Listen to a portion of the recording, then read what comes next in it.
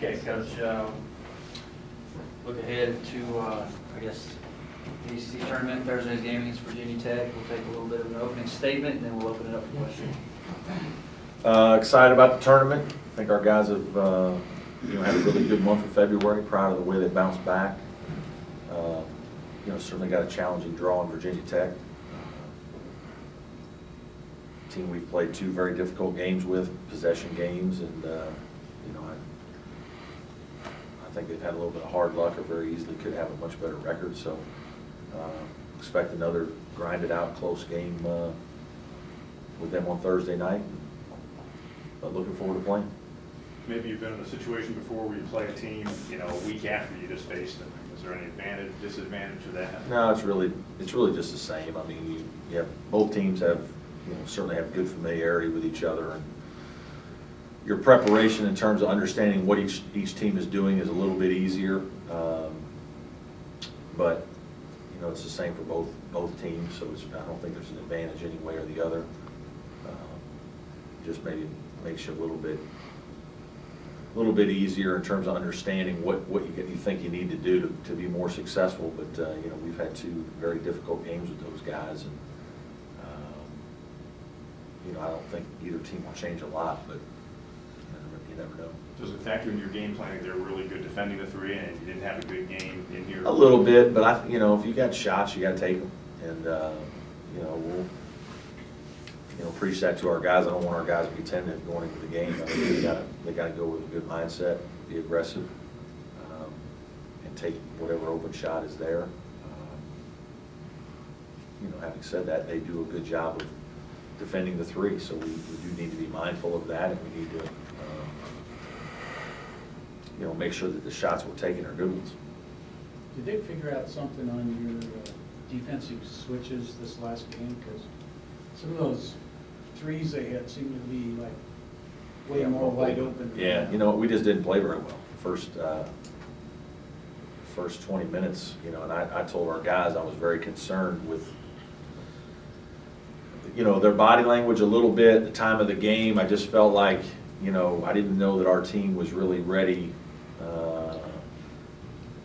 for the physical, aggressive style that you need to play against Florida State. You're coming off senior day, you're coming off a big win, your team's been playing good, you're really already pretty much locked into, you're not getting fourth. And to be honest with you, that's, it's hard to get guys sometimes to be as locked in as you want them to be. I thought we were loose and confident offensively, and I kind of said that to them in the pregame. I said, hey, I like the fact you guys are loose. I think you feel good offensively. I think our confidence is better. I think we have confidence in what we're doing, but you need to understand that to win the game, you're going to have to be ready to really compete. And, you don't do a whole lot of competing at noon on Sunday, and you need to get yourselves ready. And every time out in the first half, I said the exact same thing, and it never worked. And, we get into halftime, have a little more time to catch our breath and realize, fellas, you're about to get embarrassed. And we responded and played better, but it's too big a deficit and against a team of that talent. And, it's disappointing as a coach. Your guys need to understand to be better than that, but we weren't. And, as a result, we were on our heels. And again, you got to give Florida State credit. They were very aggressive and very ready to play us. And so they were in attack mode, and they had us on our heels, and we couldn't get them calmed down or slowed down. And so, once they started making shots, the basket got really big, and we were in trouble. Tanner said that there's sort of a blueprint for him to be ready on Thursday. How confident are you that he'll be ready on Thursday? Well, I'm reasonably confident, but I don't have a whole lot to do with it. So, maybe that's reason to be more confident. They just, you trust in the people that are working with him, and from what they've told me, they think he'll be fine. Every day he's been better. He's still very sore, but hopeful. My worry is more just a little, not practicing this week. I don't like guys not practicing, Monday, Tuesday, maybe not even much Wednesday, and then you're playing again. So I was worried about those things more Yep. You've had a lot of success in these first-round games, in these postseason conference tournaments. What is it about your style that maybe lends itself to these tournaments? I think, reasonably, we play a style that you see in the tournaments. I think a lot of teams get a little slower in the tournaments, and the games, get a little closer to the vest. Maybe coaches get a little more tentative, and I think we play pretty much the same all the time. There are times we play a little faster than others, but usually my teams are involved in a lot of close games throughout the season, and most of my success is because we've had good players and our guys make plays and do what they're supposed to do. But I do think there's a little bit of the fact that the way we play is, a little bit more tournament style than maybe some other teams. Do you take a mindset maybe like you had at Wilmington to Wright State into this because you know that you have to win and you're coming from a one-bid league where you've had success in that way in the past? Or? Yeah, you don't look at the whole yet. I mean, you're not, I'm just trying to beat Virginia Tech, and then we'll deal with Duke if we get the opportunity. But our team knows where we are, and we've known where we are for a while. Maybe that in some way was part of the reason why we played poorly for a while at Florida State. I don't know. You have to go with the right mentality. You've got to go with a tremendous focus to play well in these. And then, it takes luck. It takes some guys really stepping up and producing that maybe you don't always count on. I think when you go to a tournament like this, you're going to need, for us it'd be 4 days of great play. So, your main guys probably aren't going to be able to do it every time. So, you really have to have some other guys ready, willing, and able to produce in difficult circumstances. Brad, 30 games later, what do you know about these guys that you maybe questioned before the season started? I think it's not so much what I know is what they know. And what they know now is, that our margin for error is small. But when we're really locked in and we play really well and hard and efficient, we can beat a lot of teams. We can be pretty good. But we also have to have a lot of things go our way. And maybe what we've learned through the course of the year the most, in my opinion, is, the development offensively in certain guys in terms of guys being more confident to make plays late in games. I think that early in the season, I think some guys tried to make some plays, but I really don't know if they truly in their hearts believed they were going to make them. And, that's problematic. You have to have a couple guys that are going to make these plays with the idea that when they don't work out, you're more surprised than when they do. And I think that's what got us a few times early on. And I think now, our guys, if you get them the ball in a certain area, they think they're going to make a play, and they're going to make the right play and make the big shot. So I think that's where we've grown. And then just our freshmen have a better feel for what's going on,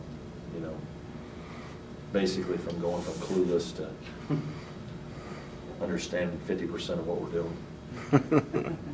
What makes Virginia Tech so good defending through?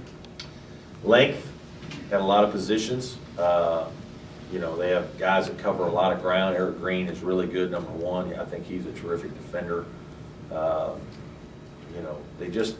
They've got bigger guys. They're all it seems like they got a team full of 6'3" to 6'6" guys. And that's a little problematic for us at times because we can be shot over top of, and that length can bother us at times. But I think that's part of it. I think they, there are times they stay home on a drive to protect the three versus maybe coming over to help. So some of it's philosophical. And then the other thing is I think they're pretty good in transition, and they get back and really don't turn the ball over a lot for points. They may turn it over some, but you don't see them having loose ball turnovers where the other team sprints down and gets a lot of threes. with such a familiar opponent, what do you, and you just played them a week ago, so what are you stressing with the guys of things that you saw the last game, like, hey, we have got to do this better if we're going to be successful? We've got to be more efficient offensively at times. I thought we did some good things at times in the game, but then there were some other things we did that weren't as good. So I'm hoping our shot selection will be a little bit better. We did a great job on Eric Green. We have to continue to do that.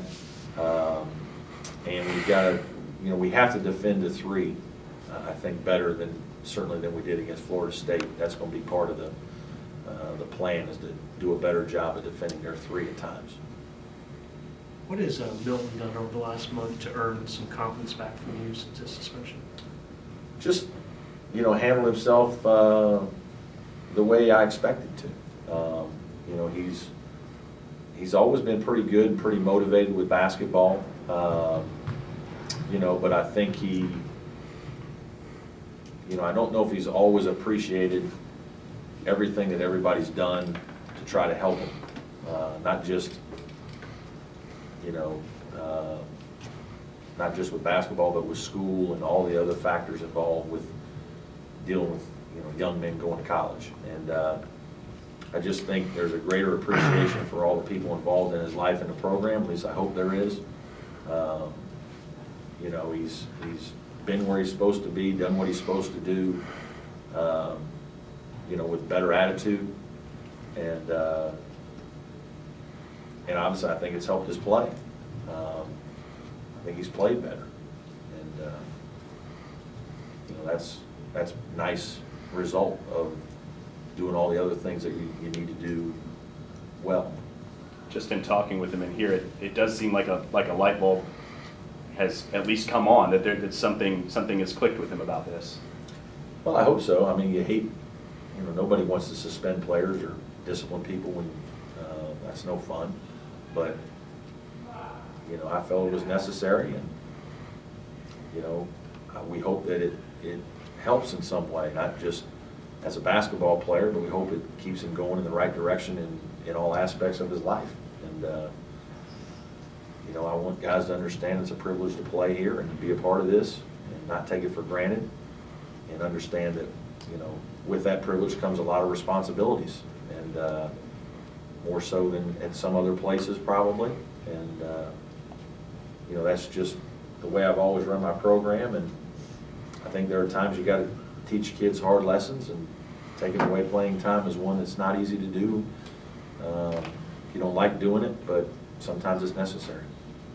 So it wasn't necessarily just a disciplinary thing from Bill, maybe an example for... I'm sorry? Wasn't just necessarily a disciplinary thing from Bill, maybe also an example for young... Yeah, I think you're always doing that. I mean, our guys watch every day how we react to situations, and kids either respond or don't respond, and they'll take an inch when they can get an inch, and that's human nature probably. But I think at all times as a coach, you're setting a standard for your program, and you're setting a standard for how you want your guys to be, and when you make decisions like that, you hope that there's a message that that everybody gets, not just the one player. Okay.